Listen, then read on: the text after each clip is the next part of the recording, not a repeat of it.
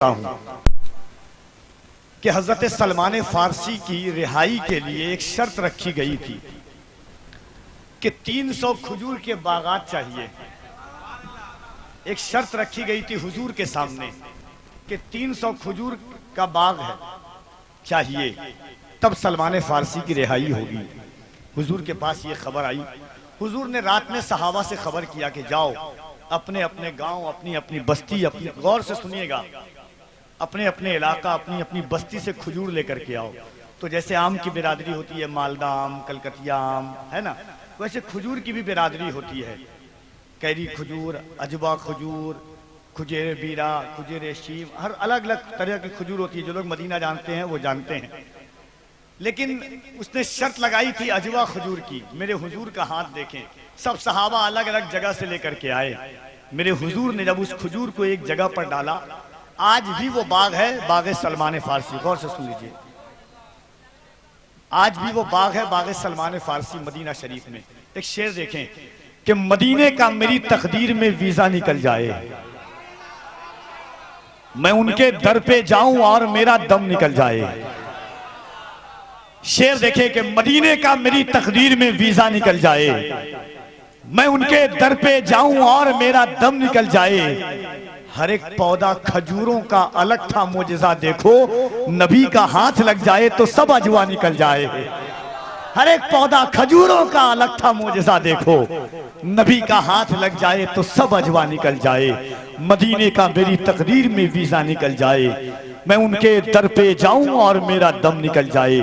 हर एक पौधा खजूरों का अलग था मोजिज़ा देखो, नबी का हाथ लग जाए तो सब अजवा निकल जाए।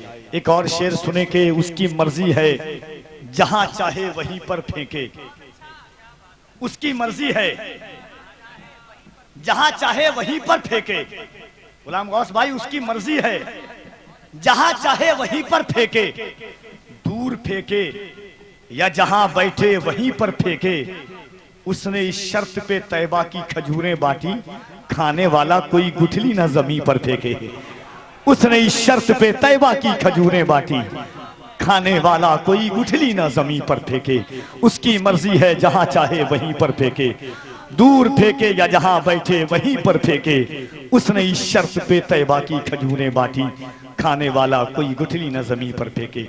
मैं मुबारकबाद देता हूं भाई को कि जिन्होंने अपने बेटे के अकीके के लिए इस इलाके नहीं बल्कि पूरी उर्दू दुनिया को, जो लोग सुन रहे हैं, ये हमारे स्केल नेटवर्क, शकील भाई, बज़्म-ए-नात, हमारे जितने चैनल, इनके ज़रिए से ये आवाज़ पूरी दुनिया तक फैलेगी कि एक बाप ने अपनी औलाद के अकीके के मौके पर कुछ और नहीं किया है बल्कि नबी के नाम का जलसा किया है। यही दीवानापन रोज़े क़यामत काम आएगा। अरे किसी का नाम भी लोगे, नबी का नाम आएगा। मोहम्मद मुस्तफ़ा का नाम ऐसा इसमें आज़म है, जहां कोई ना काम आए वहां ये काम आएगा। हजार तावीज़ों से बेहतर यह है कि हुजूर के नाम की महफिल सजा ली जाए, हुजूर की नात की महफिल सजा ली जाए। नबी के बेटे की आमद जिसके बेटे के अकीके के मौके पर हो जाए, वो भी हबीब मिल्लत जैसे अल्लाह के वली की, तो फिर उस मजलिस का क्या कहना है। अल्लाह सलामत रखे। आइए हिंदुस्तान की उस बाकमाल आवाज़ को जिसे दुनिया सुखनबरी में नदीम रजा फैजी के नाम से जानते हैं।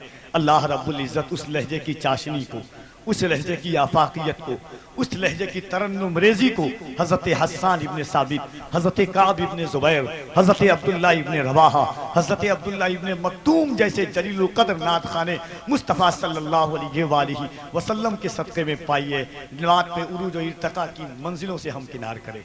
ये ऐसा लहजा जिस लहजे ने लहजों को एक नई जिंदगी दी है। आइए मोहब्बत के साथ इस्तकबाल कर ले, मोहब्बत के साथ दोनों हाथों को उठाकर बुलंद आवाज से नारे तकबीर, और जरा मोहब्बत से। मेरी फितरत में पाबंदी नहीं है कैद रहने की, गुलामी पाँव में कब तक मेरे जंजीर डालेगी। मुसलमानों सरों पर टोपियां रखकर चलो अपने, यही पहचान दुश्मन का कलेजा तोड़ डालेगी। मेरी फितरत नहीं पाबंदियों के साथ जीने की, गुलामी पाँव में कब तक मेरे जंजीर डालेगी। मुसलमानों सरों पर टोपियां रखकर चलो अपने, यही पहचान दुश्मन का कलेजा तोड़ डालेगी। मोहब्बत के साथ इस्तकबाल कर लें जनाबे नदीम रजा फैजी का।